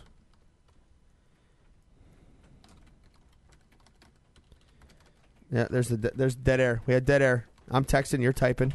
How's the live chat going tonight? live chat is very busy. We've got almost 60 viewers. Nice. Yeah, I'm hoping some of those people got picked up at because of Dirt Week, because they saw us there at Dirt Week and they got we the gave out message. a ton of stickers. We had the sign with us everywhere we went. Yeah, between so Finger Lakes hopefully- 1 and 31st Lap and 31stlap.com. And Yeah, if you want the links to the show, that's the easiest place to go. That links to everything. So, you had a great story from Rolling Wheels about a listener. oh yeah, that we like to ramble. It's okay. I'm not going to throw the listener under the bus. Well, I thought it was entertaining. It was entertaining, and they were talking to me, not realizing it was me because I had Right. no voice because I sounded like I just Sounded swallowed like you a frog. drank gasoline. Yeah, it was awful on Saturday night. I couldn't even talk. But yeah, just that we ramble sometimes, which I know we do. We know we do. We talk about it all the time. We got to stop rambling, and then we do it. We do what we can do. Who have we Danny? got here? Danny Tyler, we got him. All we got right. him. Okay, so we've got him on the horn here. All right, so we'll welcome winner of the Short Track Super Nationals, the Brett Deyo promotion down there at the 5 Mile Point Speedway, Danny Tyler to the phone lines. And Danny, welcome to the 31st Lap. Great to have you on, man. Thank you. Thank you for having me. So, take us through it. What does it mean to win the Short Track Super Nationals? You look at the names that have won that race. They call it the working man's race, and, you fit that mold perfectly. Yep. Yeah, it was a huge win for us. We're a team that races really hard. We don't usually see victory lane as much as we like to. We're always competitive, always in the top 5, but to get a win like this was huge for us. Take us through the last few laps of that race, because you weren't leading it all the way up through. It was a last few laps, things started coming together for you. I saw the highlights on the internet from GSP, and what a finish! Yeah, some of the craziest laps during Dirt Week. Yeah. Yeah, that's it. We're going really good on the bottom. We used the bottom to get there, and it was a good line, but I just couldn't really pull up the pouch like I wanted to. So I saw that he was running in the middle of the track, and he was getting a pretty good bite up there. But as the race progressed, he was really starting to spin his tires a lot. So with a few laps left, I moved up the lane, and it gave me what I needed, but it also opened the door for Bobby Barron. It got real close towards the end. Yeah, and the dream was coming too. That last lap and a half, Weaver was coming. Yeah. I know, and Brian knows that place, really good. I mean, he's underrated, and even if you talk to him, he acts like he's not that good, but he's titles I have races, Yeah, he is definitely one of the men to beat whenever you go to 5 Mile Port or any of those southern tier tracks. Yeah. You've come close to winning this race in the past, and some of Deyo's. Yeah. Second last year, Yeah, right? and to win some of Deyo's big shows. What does it mean to your program to finally put yourself in that next level now? I mean, you've won one of the premier events in dirt racing. Yeah, that's it. We've been real good. 2 years ago we got fifth, and last year we got second. We're real close, but Dwayne Howard was just a little bit better. So, to win a race like this is huge. I got the area auto today, and I spent an hour reading it. I was happy. I couldn't believe it. I've always wanted to make the front cover. I made a little picture on the cover, and and almost every other article was about me. It was really a great feeling. Nice. Yeah. Yeah. You open the paper, and dead center in the paper is, of course, photos of you. And you got it with you, right? Yeah, I got it right here. I'll have to check it out later. Here, I'll even put it for the folks at home. Danny, I don't know if you're following along, but we can. I'll show the folks the home of the center section. There it is, all about the short track super nationals. And there you are, standing with a checkered flag in your hand. So there's a Nice. a little shout out to you there if you want to get the area auto. But where do you go from here now? I mean, now you've got expectations when you start going to these big races. Oh yeah, definitely. I mean, we always have high expectations for ourselves. We want to do as good as we can do. We got Penn Cam. We have that guaranteed redraw spot. So we're doing that tomorrow, and then we go to Akron for a Run What You Brung event in the afternoon, and then we shoot back to Penn Cam for the ROC Sportsman Series, which I'm currently second in that. So I mean, we have really a potential to win the points of the ROC Sportsman, which would be really, really great. And I've been trying really hard to do good in that series because a couple years ago I ran the modified series and I didn't make every show, and it was just a real hard series to do. So I'm trying to get more laps under me by doing that series. So the expectations, yes, they're very high. We're in the shop right now. We're working on everything and making sure everything looks good. And do I expect to win Penn Can? No. It's going to be hard. But I want to run the race and and try to do as best as I can do. That's all you can do. Yeah, I mean, it's King of the Can this weekend. Tomorrow night, modifieds down at the Penn Can Speedway. Brett Deyo promotion. Should be a great show down there. Now, you've run well there, too. I mean, you've been in the mix there for a win as well. Yeah, we got second to Billy Decker last year there in the Clash of the Cam. And, we're one of them things, I should have won it, but if I knew what I did now, I would have. But, Billy Decker, he's good. He was inside my head with 12 laps to go, and I tried to protect him, and that was the worst mistake I made in the race. But, at least he salvaged a second place out of it. You mentioned running the Race of Champions Sportsman Series. What went into doing that? You said is just to get laps of some of these tracks so you can have an opportunity to get better and then in the future go back as a modified. Is that the goal? Well, yeah, with the modified, I wasn't really traveling as much as I should have because it's hard to go to New Egypt and, maybe beat Pouch there, or it's hard to go, to Grandview, right, Strunk, and, Utica, Rome with freezing. So with a sportsman, driving-wise, I'm more competitive, and then money-wise, I'm a lot more competitive. Because sportsman events, the price to get there, it's a lot, but when you get there, you can use scuff tie, kind of, you don't use as much fuel, and it's just, I can, I qualify for every event, and I run all the features, and it's making me a lot better. Right. We know you won at 5 Mile Point this weekend. Why don't you tell the folks something about what's your weekly schedule like? If they want to see you race on a regular basis, where can they find you? Well, we run Accord Speedway every Friday nights, which we're only about 10 minutes from there. And I got fifth in points there this year with 2 wins with the modified. And we don't have a Saturday night track, but we went to 5 Mile with the Sportsman 7 times, and I won 5 times out of that and got a third and a fourth. So we got a lot of laps with the Sportsman there, and I felt like that helped me for this big race. Yeah, it's definitely it's a help. Now, are we going to have to say that Danny Tyler thinks 5 Mile Point Speedway is his favorite racetrack now that he's got that win there, or I don't know. It depends, any track I do good at, I'm like, oh, this is my favorite track, and then if I don't go as good there, I'm like, I don't know anymore. But, I definitely like the track. I feel like it fits my driving style, and there's a lot of room. It's real racy, 3 wide, you can really race there. You mentioned Accord having a Run What You Brung show. I didn't realize they had one. When is that, Saturday? Yeah, Saturday. It starts at 11 or 12 o'clock in the afternoon. So you're going to run that, and then you're going to head to Penn Can to run the RLC Sportsman show. Yeah, I gotta hustle down. So is that Saturday night or is that Sunday afternoon? That's Saturday night. Is it Saturday night? Yeah, Saturday night is Penn Can. Wow, so you got your work cut out. Yeah. Yeah, that's in the shop now, getting everything ready, and you sound like trying to get everything going, because the car I'm racing Friday night at Penn Can, I'm going to run at the Run What You Brung event. So, like, I have drag rubber bolted up in a sprint car wing, so it's going to be pretty cool. Nice. You sound like Mike Mallet doing two races in one day. I'm almost. Look at you got his attention. I'm almost thinking about going to Accord on Saturday now. I was just going to have a nice easy weekend, go to Penn Can, got his attention, and then go home. And now all of a sudden there's a Run What You Brung at Accord. I didn't even know they had one. I didn't either. Now it's on my agenda, I think. I wish I put it on the fantasy league schedule. I didn't even know they had it. But yeah, that's cool. We go good in the event. I won 2 years ago, and last year I would have won 3 laps to go, and I kind of got stuffed up against the wall, and it didn't end as good as we wanted to. But it's an awesome event. I mean, get the drag rubber tires like they used to run, and anything goes. Methanol and straight pipes. It's pretty cool. Yeah, I like those shows. Better tell Mr. Palmer to run things along on Saturday morning. Yeah, so you can get in and get out. Yeah. Yeah. I called him a couple weeks ahead of time. I told him I had interest in doing his event, and he said he's going to try to get me out of there as soon as he can. So that's cool. It's really nice for him, to do that. Yeah, cool. Hopefully they'll work with you and get you out of there so you can make the Penn Can show. Well, Danny, we will let you get back to work here, but we do want to give you an opportunity. I'm sure there's people that help you. I'm sure there's sponsors you got to thank. We always try to give everybody a chance that comes on this show to we give them a chance to thank those people. So go ahead. Yeah, that's it. First, Morrison Racing Engines. Really good piece. We're on gasoline right now. We're on methanol all year, and the car is going. The motor runs really good. TO Pro Cars, Baker Outlaw Systems, and then solid waste disposal service, and then my grandfather and father's business, Doug Tyler. They're a big part. I wouldn't get to the races without them guys, and I got a guy, Bubba, we call him.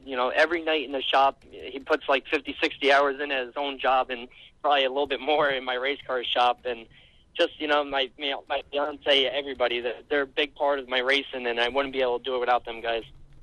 Well, thanks a lot, man. Hey, we wish you the best of luck again. Danny Tyler coming off the win of the Short Track Super Nationals.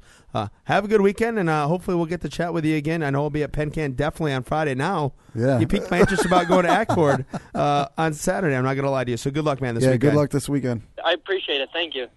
All right, so that was Danny Tyler, winner of... I didn't know they had a show Saturday. I didn't either. Now we're all, look at us, we're like giddy. We're like, ooh, I can get 2 races in this weekend. I go to Penn Can and then, head on over there. So are we? Yeah, go right ahead. I told Jimmy about 8:10, so that's what I was doing when I was texting there while we were talking. But yeah, while we had it's always fun to interview, guys that don't have a lot of those big wins. When they get that first big win, like the elation that Mike Mahaney had after winning $12,000 at Fonda Speedway. Danny coming off nearly over $6,000 win at 5 Mile Point. The enthusiasm, and this, when people like this win, the kids win, it lets you know that racing, there's more to come. There's, we always talk about Pat Ward. We talk to Brett Hearn. Guys that have been around the sport forever, and you're always wondering, well, where's that next generation coming from? I think we're doing pretty good with that next generation. I think we're doing fine with that. You look at some of this. Everybody's saying, "Oh, well, it's too expensive." Look at the old guard; they're the ones that are winning. The population's aging and stuff like that. These young kids are coming up and they're running just fine. The transitions out of the sportsman class that is progressing the way that it was intended to. Some of the guys that are kind of filling that intermediate role right now: Rob Bellinger, Billy Dunn, Kevin Bates. Those guys have been around for a little while. They're starting to get cut their teeth. I don't know. Yeah, I ran out of cliches for that, but yeah, you get what I'm saying. Yep. Well, joining us on the line now, a driver that finished third in the VP Racing Fuels SCF 200 on Sunday afternoon, driver of the HBR Racing number 98H, and Jimmy Phelps. Welcome back to the show. Hey, thanks. Hi, guys. Hey. So how's things going tonight? How are you getting ready to go? I know tomorrow morning, probably tomorrow afternoon, you got to head up to Brockville for this weekend's racing action. Actually, I'm probably not heading up till Sunday. We're not going to do the 358 show, and I actually have a wedding I got to go to on Saturday. One of our sponsors' daughters getting married, so probably taking head up Sunday morning. Okay. Well, take us through the 200 lap race. You finished in third. You were there. You and Matt Shepard were battling. Tim Fuller was there as well. I talked to you on Sunday. You said you just made one mistake, and that could have been maybe a runner-up finish. Yeah, it is what it is. I mean, I thought we had a pretty clean day, really. Considering what the track gave us, to work with, and they dropped the green. We were able to grab some track position early and just kind of ride in the top 5 all day. And obviously our plans changed along with everybody's as well. Once the weather started, showing its face, and we decided to gamble that it was going to rain and stay out there. And we lost the spot. I got on the outside of the lap car, and by then it had been raining quite a bit, and probably got in the water and got myself out near the wall, and that snuck under me. But other than that, we had a pretty clean day. It's kind of one of them deals. There's so much build up to it, and there's only one Super Dirt week every year, and you want to win it, but considering the circumstances and how good Brett was, and the fact that there's 50, 60 other guys, all trying to win that thing, we'll take a top three. Yeah, I was going to ask you, is it disappointing to not go 200 laps to see exactly what you had in that race? Well, a little bit.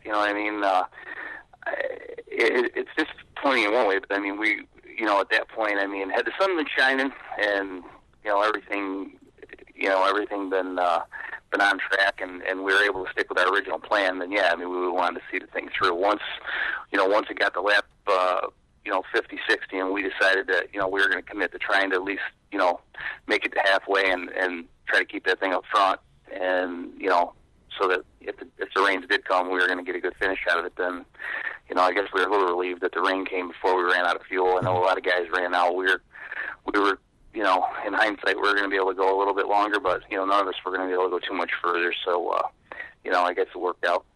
You mentioned 50 and 60. I heard Hearn mention that strategy too on Sunday, that they had a plan to pit early. What would have been the benefit of coming in and pitting then, knowing that you had to come in after lap 100 and pit again for that tire? Is it because you can run so much harder on a full tank of gas, or what was it? Well, the big thing, I guess, the biggest thing, as far as the way we were looking at it was, you didn't really know when that yellow was going to come out after 100. If it stretched just to 120, 130, typically in years past, this year being a little different because the track was so slippery that I think everybody got a little bit better fuel mileage. But, in years past, you don't get the mileage in the first 100 that you do the second 100. And, so we had to be careful that we didn't get ourselves into like 120, 130 before we got that yellow. And, same token, if you do make it to, 110 or so, then, you're going to be in the pits quite a while dumping a bunch of fuel where, if we had a short pit, we would be in there a little bit less time changing fuel. So that was our thought process, was if we could, split the deal and try to work our way back to the front and not have to take, 20-some gallons of fuel during the pit stop, we were going to be able to get ourselves back on the track quicker than the next guy. So that was our thought, but, there was guys probably going to go either direction, and as it was, we had a decision to make earlier, and we never got to that point. Yeah, I know a few guys did make that decision to pit there early, and they kind of gambled on the rain there, but that the rain wasn't going to come. You guys gambled that the rain was going to come, and fortunately for you guys, it ended up paying off, so that was good for you. That worked out. So. Yeah, to change subject a little bit here, you've seen the message boards. You know how things have been going here for you this week. You had some tough comments in Area Auto Racing News after what happened at Fulton Speedway. We just want to give you a chance to respond or to share your thoughts on that issue. Well, it's a tough situation. You hate to have to get to the point where you got to talk about it. But at the end of the day, we everybody knows what happened in Fulton. Not to dwell on it. I would hope that at this point we could all move on. But there is definitely people that I guess are having a tough time moving on, and it is what it is. I guess to sum up the Area Auto column, this passion, we're passionate about this sport. Everybody that's successful at this deal, has that fire in them, and sometimes when things don't go right, things can get a little heated, and after that particular race, I obviously, had a lot of things to say. I had a lot of things on my mind, and I said them. And then, quite honestly, in hindsight, I probably would have used better judgment. I probably would have avoided, the media at that point. But at that point, I was still pretty hot, and like I said, I had some things to say, and unfortunately, they made it to the paper, and we're dealing with it. But it is what it is. I mean, I'm not proud of what happened that night. Nor do I condone it. But at the same token, I was pretty fired up, and things happen. All right. Well, we appreciate commenting on that. I want to give you a chance to speak and say what you had to say regarding that. Let's look ahead now as we go to the next few weeks here. Of course, we have Eastern States coming up, and we know last year you picked up a win in the 150. So, and you had a great car for the 200. So a week and a half from now, or two, if that's what you want to call it, you're ready to go. You can't wait to get back to Orange County. Yeah, no, it's. I'll tell you what. I mean, it's one of the deals where, as difficult as the track as Orange County's been for us in the past, it seems like Eastern States weekend we typically got a pretty good race car, and last year showed. I mean, we were real good with the small block. We ended up, we caught a few breaks. I mean, Brett had some trouble, and we inherited the lead there late, and we were able to hold on. And in the 200, I thought we were real good, and just as things got dicey there at the end, we got we got in a little tangle, I think, and might have cut a tire or something. I can't even remember exactly what happened, but I do remember having a real good car with a real strong, chance of, finishing up front in that deal. So, yeah, we're excited to get back there. That small block that you ran at the end of last year and won a few races with, is that the car that Eric ran this year? No. It's similar. I mean, it's a similar, chassis design. But no, the car that we actually ran last year, we're still running. We've been running that on the ROC series, and okay. Some of the select small block shows, and that's, man, what a race car that thing's been. I'll tell you, I don't know what's going to happen with that in the off season, but I hope it's still there.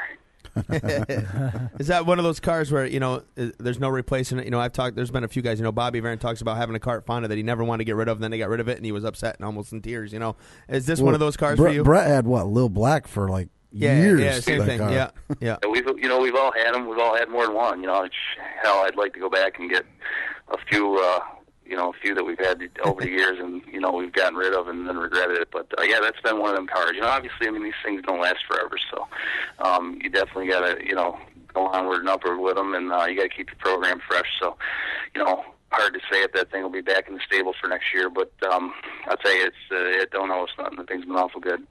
Go ahead. Go ahead. No, go ahead, John. What is it about those new Troyer small block cars what's different about them? Because it seems like the last year or so they've really come on. A lot of guys are having a lot of success with those.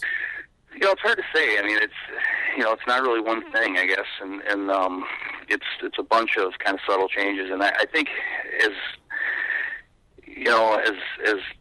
we've progressed through the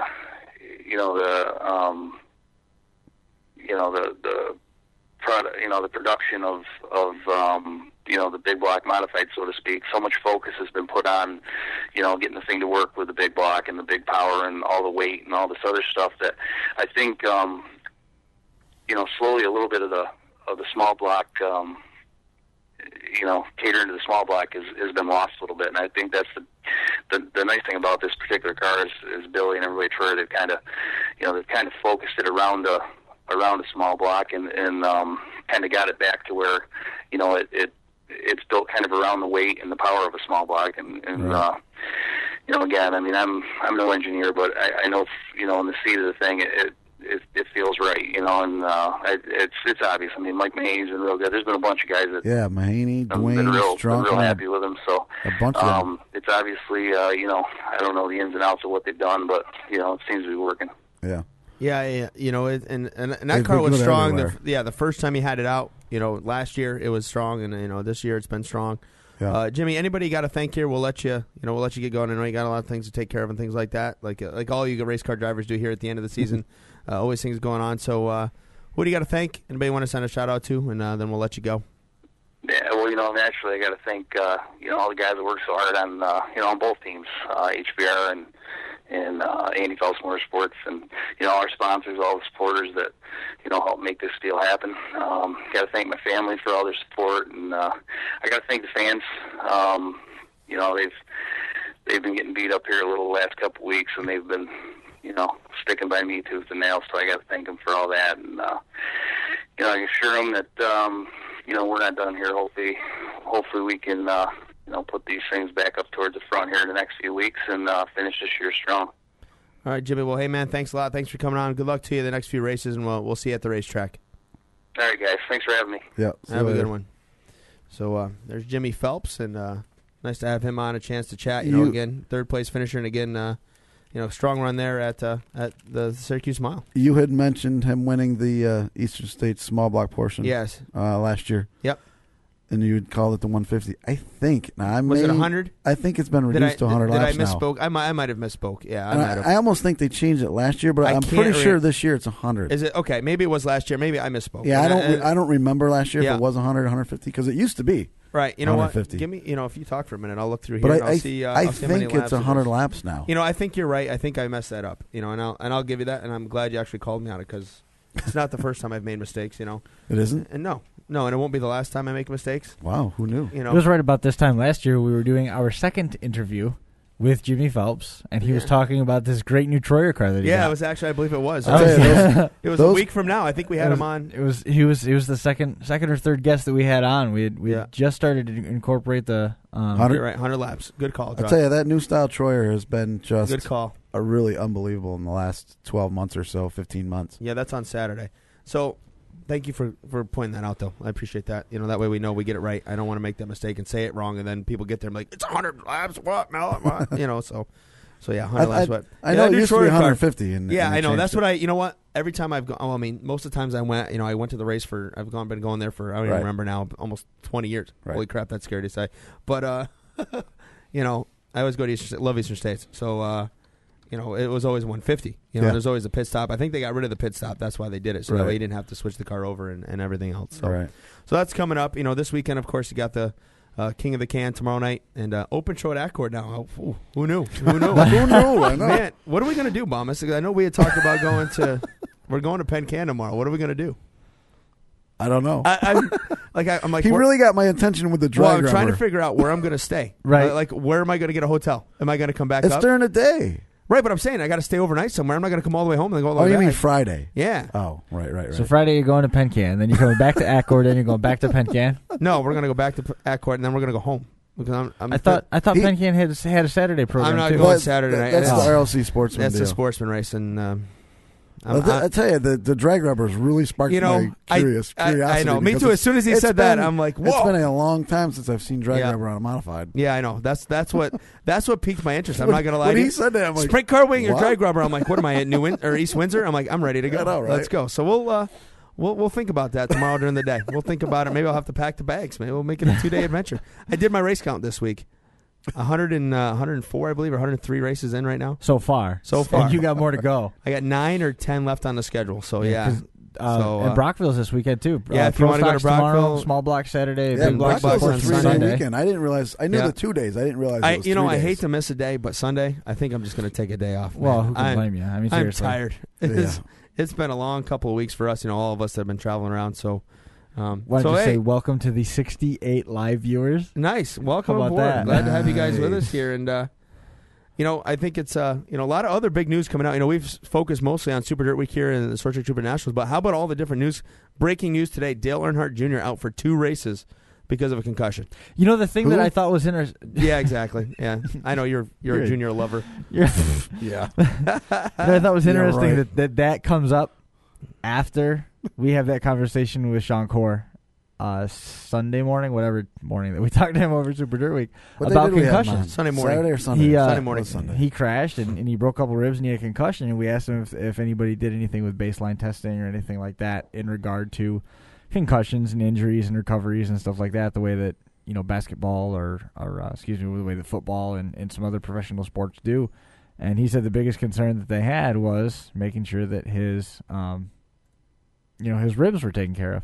And now here we are, Dale Earnhardt Jr. and Hendrick Motorsports making an announcement that he's not going to be in the car for a couple of weeks. Yeah, Regan Smith is getting a ride, right? Regan Smith is running the 88 car the next 2 weeks. Congratulations to him. And of course, sure. This is the week that the swap of Kurt Regan Busch. Smith going to the 51 and Kurt Busch going to the Furniture Row car was supposed to happen. So now Allmendinger's in that car. Yeah, Regan now is going to go to the 88 to replace Junior for 2 weeks.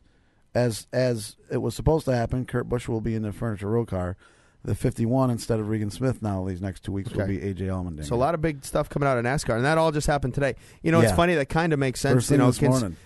After what Junior said on Sunday, well, I wonder if they won't fine him as much because he had a concussion, so he's a little out of it. After he said, if this was, what did he say? If I had to go to Daytona on Talladega every week, I'd find a new job. They aren't gonna fine him. Are you kidding me? Well, you never know. They fine for less. Mike's right. Yeah, they have fine for less. So you never know. But that was big news. And then the other news that came out. Is anybody even going to notice he's not in the race? Oh, come on. Junior Nation is huge. As much as we joke on Junior and that because, we're fans of certain people, come on. He's still the most popular driver in NASCAR. He doesn't have to do anything. He's the most popular driver. He inherited a 50,000 million fans. Yeah, that's even a number. He had to do absolutely nothing. He just had the name. He still does nothing. You know what, though? You got to give him He credit. won a race this year. And he made the chase. Yeah, he made the chase. And he actually won that one outright. It's the first time in 6 years. And he made the chase, which you got to say. If you make the chase, that's he's had a good, solid, consistent season. He's had a good season. He was never going to be a championship threat this season because you got to be able to win races consistently. You didn't have to. At this point in the year, he can finish in the top 10. If I may, I can probably qualify that. You didn't need to identify this season. You could have just said he will never be a championship contender and just stop there. Yeah, if he doesn't win. You got to win races. That's the bottom line. Matt Kenseth can argue that point, but he's the only one that can. Right, and that's why they changed the system to make sure it didn't happen again. But like you said, Junior this year obviously he's 11th in the standings. He's improved this year with the consistency and being in the top 10 on a more frequent basis. If you can run in the chase and run top 5 every race, you have a shot at it. But you have to. Last year proved if you just win all the races. Tony Stewart won 5 of them, whatever. Right, he 5 won. out of 10. Yeah, so that proves right there. Just win the races. And Keselowski started out with 2, right? But he finished in a tie. He finished in a tie with Carl Edwards. Winning 5 races. Yeah, and he got the tiebreaker because of wins. So, right.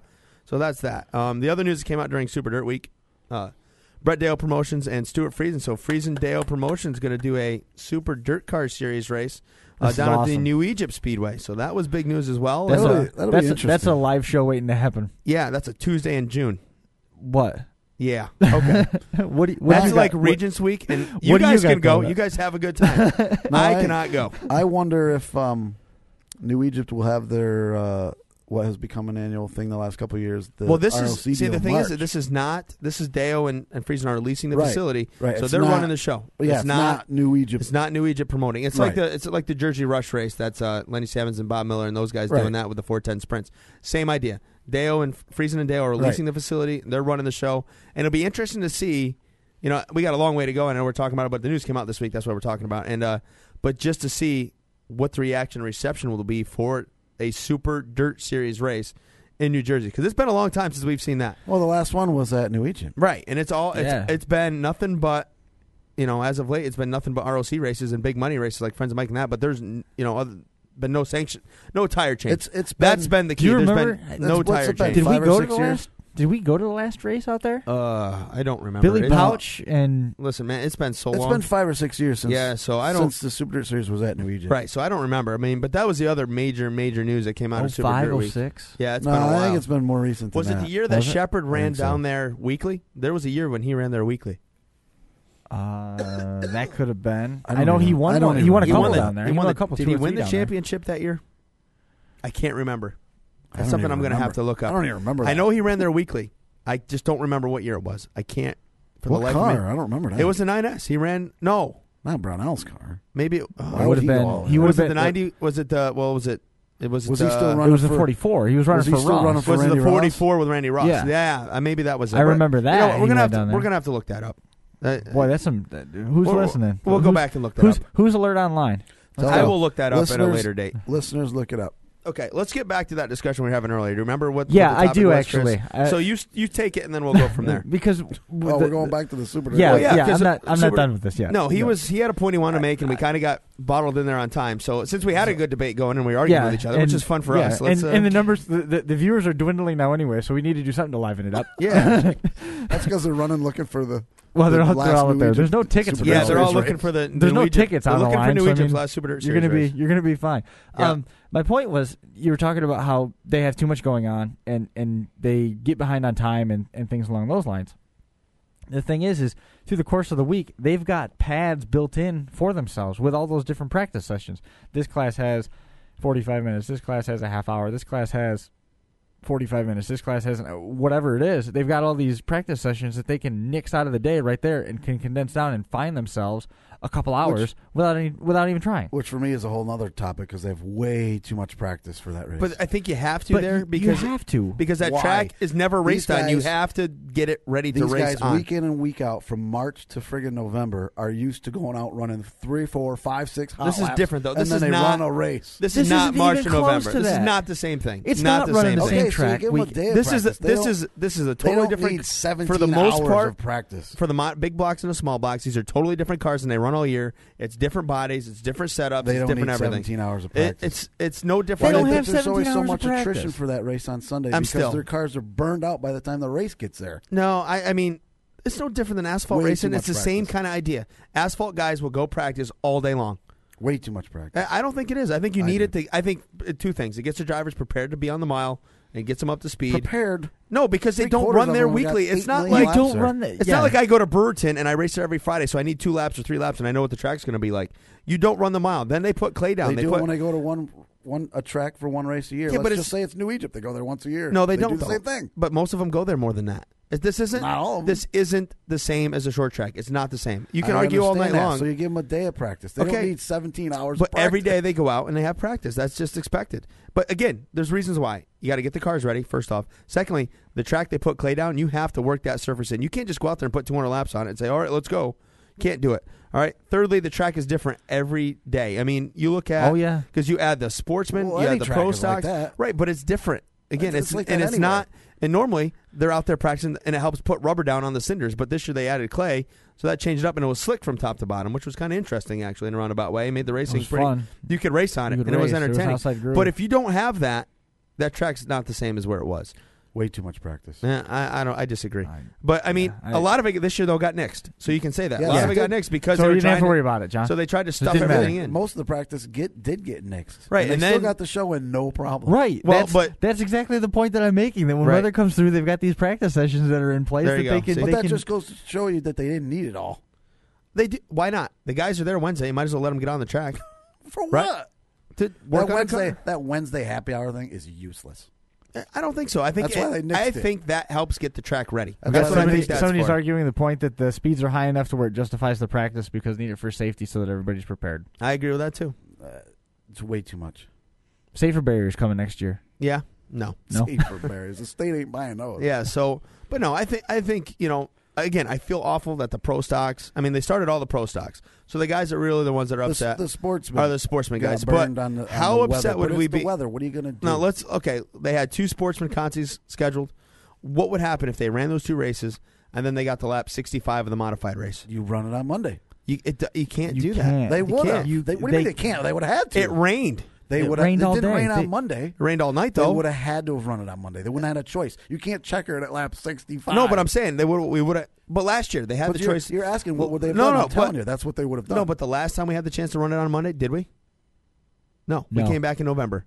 That's And that right. But they changes- didn't start that race. Yes, they did Yeah, start they that sh- race. they They absolutely started did. it. They took the green under yellow, and they ran like Yeah, They but ran that's 27. not- They ran didn't actually- 27. 20-something laps. Yeah, but they didn't actually. No, start they started the race. Once Yes, the green comes out- officially they What's were the- counting laps, but it Well, never started. It doesn't matter if the green's out. So that's why they were able to do that. They were running. That's the only reason they were able to do that. What do you mean? That's the only reason they were able to do that. If you start a race, you start a race. No, If you're don't counting matter. because like he said, it was under those green caution. It things doesn't matter. where they're The race actually started. clicking I mean, off laps, if- but the actual race had not taken If you're place. clicking laps, you're clicking It counts. laps. It It's counts. It irrelevant. don't matter. Where did if they there's- start from in November? I don't remember. They started 'Cause from, I wasn't there. They started 28? from lap 28. Yeah. Yeah, Well, there was they started 100. over. So there There's you go. 170. They would have done the same thing on Monday. Well, I don't Yes, think anybody's yeah. arguing. No, but but the they reason wouldn't have didn't done it go- Monday. The reason they didn't do it Monday that year is because the forecast was for rain into Monday. I don't remember that being Yes, the case. that's why they didn't I run don't it know. on Monday. I don't know, because it but rained on Monday. I still don't think. I do vaguely remember that. That's But, the only but you reason. still have the issue that people have the week off and they're going to go home Sunday night, and they paid to see the big race. Yeah, but everybody knows the race could go on Monday. But It's again, been that way for what 100 is years. everybody? They've been arguing this point on the Dirt Track Digest message board.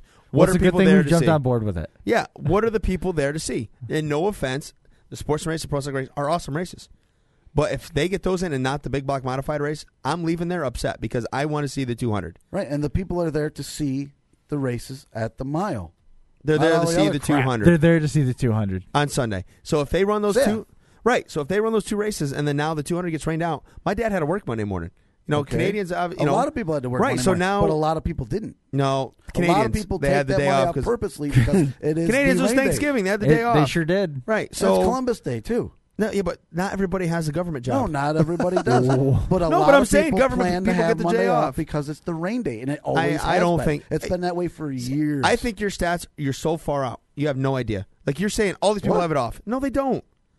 Did you see all the campers when you got up Monday morning? There was Yeah. a lot of people Yeah, still they're there. about Ontario 12. plates. There Yeah, was about a lot 12. of people still there. 12? There Where was the not hell were a you? lot of people still there. Yes, there I is. left the mile at 10:30 on Monday morning, and there was not.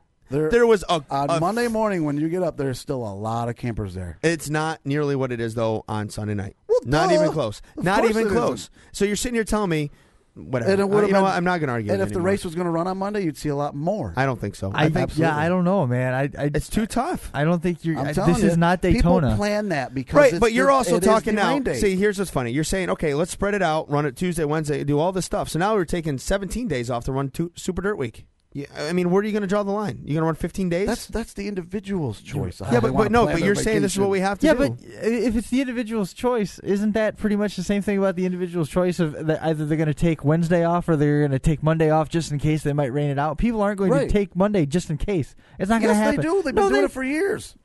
No, I always did. Yeah, but that's you. We've You're stayed one till person. Mon- You're we've using stayed till one Monday. example. My whole group stayed till friggin' Monday. What are you talking Okay, about? so you're using my three parents people. were there still on Monday. Yeah, but your parents are retired. But they always did it when they worked. It doesn't matter. I don't know. I do. Too. I don't think you using your family as the example is example of what 90% of the people there are doing. You have Canadians, of course. 90%. No, but you're I saying really That place was believe- half full on Monday. you're saying everyone. No, it was not half full. No Half chance. full. No way. No, I'd say No way. Half full? I'd say a third full on Monday morning. I wouldn't even not say. half. That. Now we're getting closer yeah. to the truth. Yeah. Now, maybe No, a you quarter. said 12 campers, you dork. Yeah. Well, Half There were is still 12 campers there probably listen. on Monday night. The fact that I can count the campers still there tells you that there's not that many. You couldn't count them all. Yeah, you could have. Dude, there was 12 campers over at Kenny Martin's area where you were partying No, Sunday there was night. not. There was 3. No, there was more than 3. There's not. There's There was not more that than many 3 people campers there. over there. You're overestimating how many people were there. No, you're underestimating. It felt like a lot more than 3. Yeah, but You're there was only 3. underestimating. I'm not. I was there. I looked. I went into the infield. I drove around the infield before I left. There was not that many people there. When did you leave? At 1 in the afternoon? 10:30. I left. I was leaving at 10:30, and your car was still over there. I saw No, it was 10:30 when I left. I'm telling you. I know when I left. Okay, When that's I fine. saw your car. I don't know why we're arguing anymore. I don't know. Next. Next. Anybody got anything? I don't got anything. The point was in the beginning that they do too much racing in that week. That was my point. No, I think it's I don't- Super Dirt it's Week. Super they Dirt do Week. too You much. gotta do. They try How to do do you- too much in a 5 Listen, day we can't span. we can't say, well, one year they couldn't get it in, so let's bag it all and cut it all back. No. The point is they're trying to cram in. Next thing we 10 know, he's going races to be in saying they 5 need to days. they need to change the structure of the infield pit row at Michigan. That's Yeah. that's the next part. What are you talking about? An argument we had before. I don't even know what you're talking about. That's all right because you weren't paying The attention. point originally was they're trying to cram 10 races in a 5-day span, and it's Perfect. too much. It's perfect. That's why Whenever it's Super there's a Dirt little Week. glitch with the weather, it kills It wasn't everything. a little glitch. It was a big glitch. It Yeah, rained and it all kills morning everything. Saturday. It happens. And it rained a ton Saturday too. Yeah. To So put that in jeopardy. The point Yeah. was that they could correct that. So let's drop the pro stocks and the sportsman then, is what you're saying. Is that No, that's not what I said. But that's what you're I saying. said There's- move the other days outside of the mile. Priority is the mile. That is Super Dirt Week. That's No, priority is the shows that make money. Priority is The World of Outlaws, mile. late models, That's and where it all sprint started. cars Was make the mile. money. They built all the other crap around it because that was all that other priority. crap previously was all dirt sanctioned events. Yeah, and all that stuff makes All of money. it. Still All is, of it. except for Every Burton. one of those Saturday shows makes money, or every one of those satellite shows makes money. You're not getting rid of those. I You'll didn't never say Super Dirt get rid Week. of them. Even I if- said move them. Even if Where are you move, going to move them the to? beginning of the week when there's nothing going no, on. it doesn't work. Sure it would. You aren't a promoter. If You people don't know. plan You on don't it, know you what could it's like make to it spend work. money. I'll tell you right now, what would happen? Okay, let's say that we move those dirt sanctioned events as part of Super Dirt Week to the beginning of the week. You know what's going to happen? You're going to have 15 open shows, and every track in the area is going to have a 5,000 to win event for modifieds, and they're going No, to they capitalize on the open night. They They are. absolutely are. They're gonna. Don't laugh. They absolutely are. I So agree. whatever. You don't have to go to them. But Nobody's going to support them anyway. Oh, whatever. Why is They're Brewerton? only oh my gonna God, go- why does Brewerton's Brewerton an have open a show and right it's in the- packed. Why? Because Why? it's close. No, it is. Can-Am. Can-Am did There the aren't same that thing. many tracks. There is. There's some that are close. but they're Oswego already Speedway. running What was it? stuff. 2 years ago, Oswego Speedway had a race during Now Super we're going Dirt to Week. race on Oswego during No, Super Dirt they Week. just did. saying. It's just. I don't even know if that's true, but it's just the idea. Like, if you leave those nights open, somebody's going to race. Somebody will, and so everybody will go because that's what you do at Super Dirt Week. Yeah, but who is somebody? How about the short track Super Nationals? That started going head to head. Yeah, if you're there, you're gonna go. Dude, I used to drive up from... but they're already running. If you've already taken the week off, what are you going to do with your night anyway? No, earlier in the week, why would they not run again? Who's left? If you're already there for the week, Mike, tell me if I'm wrong. If you're already there and you've already taken the time off, aren't you going to go regardless of if it... I don't care where it is. I don't care if it's Thunder Mountain and it's got modifieds on Thursday night or Friday night. I'm going to go. Or Black Rock. or whatever. Whatever's within an hour and a half or whatever. I'm going to go. Oh, my Lord. You can't. You got to leave it the way it is because more people are there later in the week. That's when you make money. That's why it's plausible. I'm telling you from a promoter side of it, that's why they do it. I got it. I was not out of my mind. Zupi backed me up on it. Oswego had a race for many years during Super Dirt Week, the Quartermaster Twin 35s, 35 for the mods, 35 for the supers, and he called them the good old days. Sweet. Okay. Point proven. At least I feel. You know what? The horse is point. Listen, the horse is dead. We're not going to agree, so let's just let it go. And that's that. I hope you have fun at Accord Saturday. I think we're gonna. I think I'm gonna. I think that sounds like a great time. Oh, I got to find a hotel. Pen Can too. Yep. Where the hell are you going to be? Why don't you go? He's still on. You can't leave the house. He's on probation. Yeah. He's got an ankle bracelet on right now. I think we're going out to dinner one of those nights. Yeah, that's good. That's good. You should take her out to dinner. I think that's a good idea. One of those nights I got to catch up on some videos for Smashed Empire Films. All right. So, hey, what do you think, man? This has been a good show. Can't complain. Thanks for Brett Hearn. Anniversary. Can you believe it? We've been doing 1 year, man. And again, thank you to Brett Hearn, Jimmy Phelps, and of course Danny Tyler for coming on the show. You want to do your fantasy update quick? Well, I was going to do the little bit of results I got. Oh, USAC stuff. Ugh. Hey, this week yeah, go for it. Well, they ran the same week as Super Dirt Week. What was their problem? What? Just give them. No, don't get them. Just do the results. Just yeah. Try to make it not last an hour. Power Ride Midgets were at Belclair Speedway in Belleville, Illinois. The Mentz Memorial, Austin Brown won, and they crowned their 2012 champion, Andrew Felker. USAC CRA was at Paris Auto Speedway. It was Nick Foss. USAC Midgets at Tri-City Speedway in Pontoon Beach, Illinois, was the Gold Crown Nationals. It's a 3-day show. Night one on Thursday night, Tracy Hines won. We had Alex Bright on the show a couple weeks ago. He finished 5th. Some other ARDC regulars, a bunch of them went out there. Steve Buckwalter went out there. He finished 24th on the first night. The second night, Friday, was rained out. Night 3, Saturday night, was the 50-lap feature, 10 grand to win. Kyle Larson. Shocker. Yeah, he finished second on Thursday and won the 10 grand on Saturday night over Jerry Coons and Brad Sweet. Steve Buckwalter was 18th. Alex Bright, 20th. He flipped on lap 31. That's a bad day. Yeah. His brother finished 26th. His brother Brendan. Brendan didn't qualify the first night. What else you got? On Thursday night. And USAC Western States Midgets, Petaluma Speedway, California, Shane Golubic. And then did you mention the World of Outlaw Late Model Show last night, Charlotte? No, Rick Ecker won, though. Yeah, scrub. Yeah, I didn't get to 2 that. in a row. No.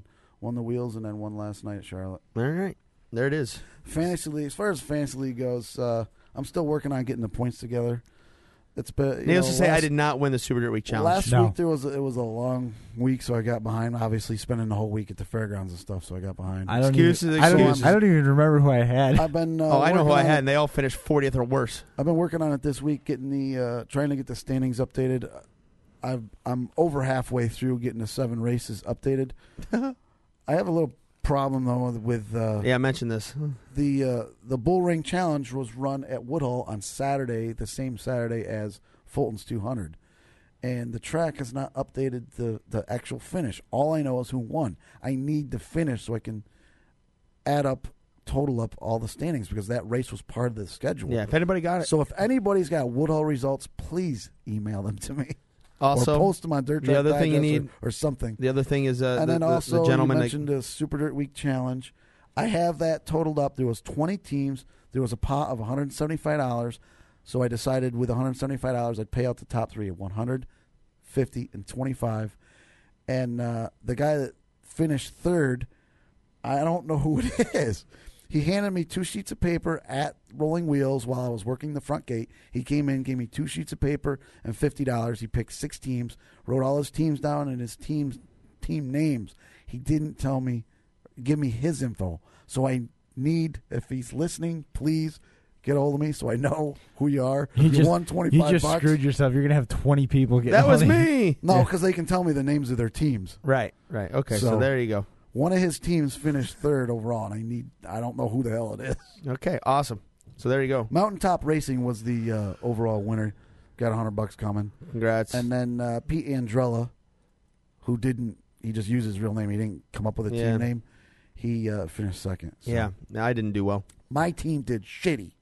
That you know what? That sums up my team too. Yeah. Yep. So I think I barely scored 300 points. I probably didn't even get that. My guys, if I picked you, sorry. The winner scored 690 points. Thanks for I feel like Mike and Mike in the morning. The one guy that picks the loser or the winner had the top three. Nah, that's impressive. Yeah. I did not. I had the top three I finishing 41st, 42nd, 43rd. That means my best finish. Yeah, was he picked eighth. the top three. He's a great circler. Yeah. my best finish was Strunk in 8th. Yeah. So. Yeah. That's that. I didn't do very well at all. What do you think? So if the person that John's handed not me done. the teams at Rolling Wheels through the front gate, please get a hold of me. I have money for you. All right. It was me. Handed it to you right when we came in. It wasn't you. Yeah. Posty said the same thing. Yeah. It's me. It wasn't him either. All right. I thought he was somebody else, and I contacted that person. Turned out he it was. wasn't him. That makes it even better. Yeah. All right. There we go. Wow. What a show. First one after Super Dirt Week, 1 year in. Happy anniversary, gentlemen. Yeah, same to you. Yeah, happy anniversary to you two. Yeah. It's been a ball. Looking forward to another one. Only Season been 2. few Season months for 2, me. episode 1 right here. And we got another 40-some before we get to Season 3, and I'm sure it's going to happen. All right. We're going to quick programming update. We're probably going to be off on Thanksgiving again like we did last year. Yep. There's going to be twice through the high school basketball season where they've got high school basketball broadcasts that fall on Thursdays. So right now we're planning on taking those off. As soon as we get those dates, we will go ahead and pass those on so That's everybody knows what the plan is. Yeah, we'll go ahead and get those out there. So we're going to be taking a little bit of time off. It's been a very busy season. We appreciate greatly all the support that you have given us here at the 31st lap. By all means, huge thank you. We had 68 people watching us tonight. We want to get that number bigger and better. That's going to do it for John Baumus, Mike Mallett. I am Chris Marquardt. Thanks for joining us on this edition, the first of Season 2, the 31st lap.